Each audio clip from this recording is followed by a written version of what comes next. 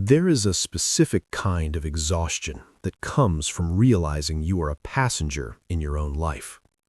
You clicked on a title about dark psychology, about control, about secrets. But let us be honest in this quiet space. You are not here because you want to become a monster. You are here because you are tired of being the prey. We seek power only when we have been bled of it. Think of it as the phantom limb of the soul. You reach out to grasp your autonomy, your boundaries, your right to simply exist without being managed by someone else's moods, but your hand closes around empty air. Somewhere along the line, control was taken from you, so quietly you didn't even notice the theft. The truest form of dark psychology isn't theatrical. It doesn't wear a villain's mask.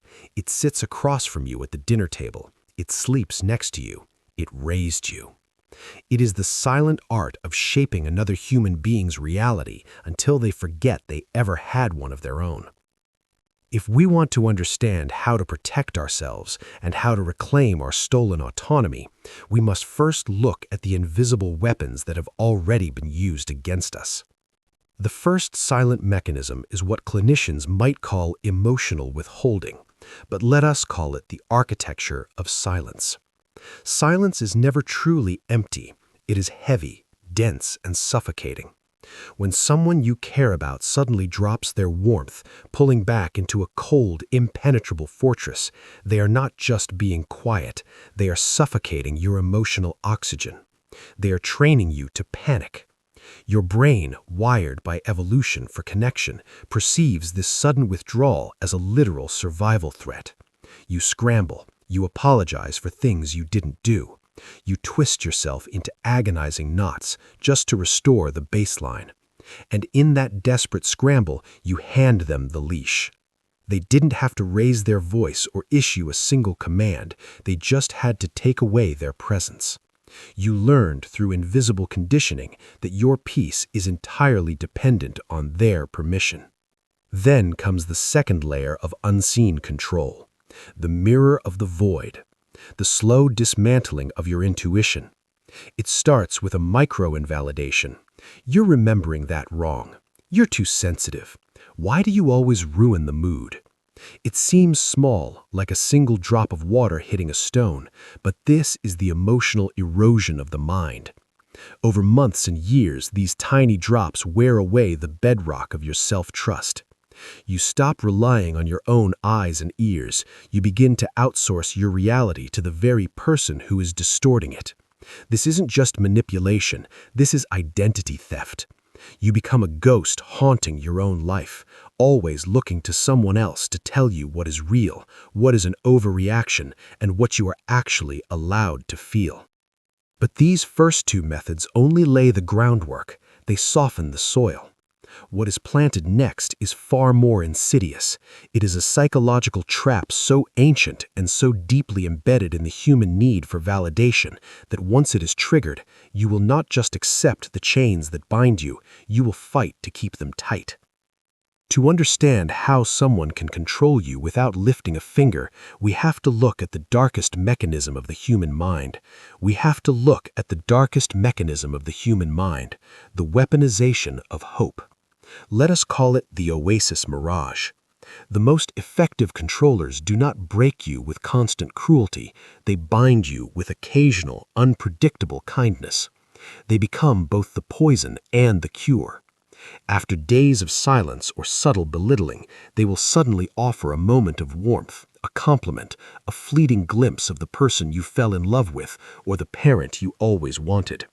In psychology, this is known as intermittent reinforcement, but in the heart, it feels like dying of thirst and finally being handed a single drop of water.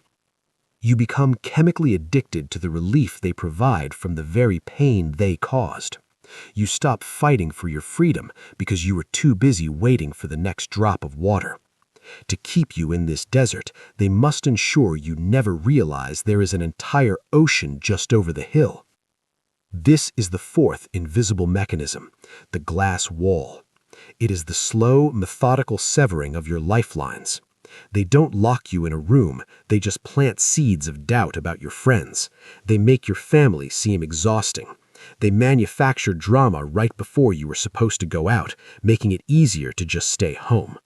Eventually, you look around and realize you are entirely alone. Standing inside a glass box, you can see the rest of the world, but you cannot touch it, and the only voice echoing in that space is theirs. And if you ever try to shatter that glass, they deploy the final, most paralyzing trick of all, the martyr's crown. The moment you show a boundary, the moment you say no, the predator suddenly transforms into the victim. They weaponize pity. They make you feel that your attempt to breathe is suffocating them. They use your own empathy, your own beautiful, bleeding heart, as the very nail to crucify you with. You stay not because you are weak, but because you are kind. You stay because the thought of hurting someone else terrifies you more than the reality of hurting yourself. But here is the pivot, the hard and heavy truth that changes everything. Look at what is happening here. You are not trapped because you are stupid. You are trapped because your mind is executing a brilliant, desperate survival script. For many of us, this script was written in childhood. If you were raised in a home where love was conditional, where peace had to be purchased with your own silence, or where a caretaker's moods were the weather you had to constantly predict, you learned to adapt. You learned to read the subtlest shifts in a room just to stay safe. What looks like a vulnerability to dark psychology is actually an outdated armor. You are replaying a familiar chaos because to the wounded inner child, chaos feels like home. You are trying to finally win a game you lost years ago. You do not need to learn dark psychology to fight back.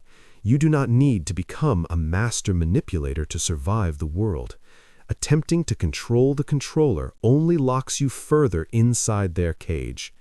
True power is not a trick. It is not a tactic you use to make someone submit.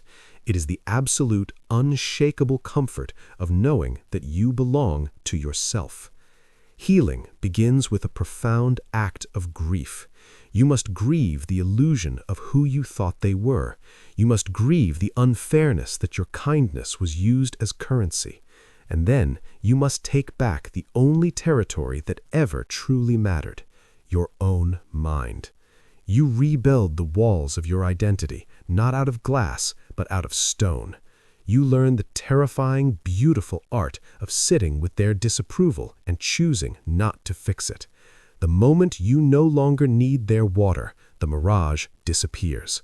The moment you are willing to walk through the desert alone, you are already free.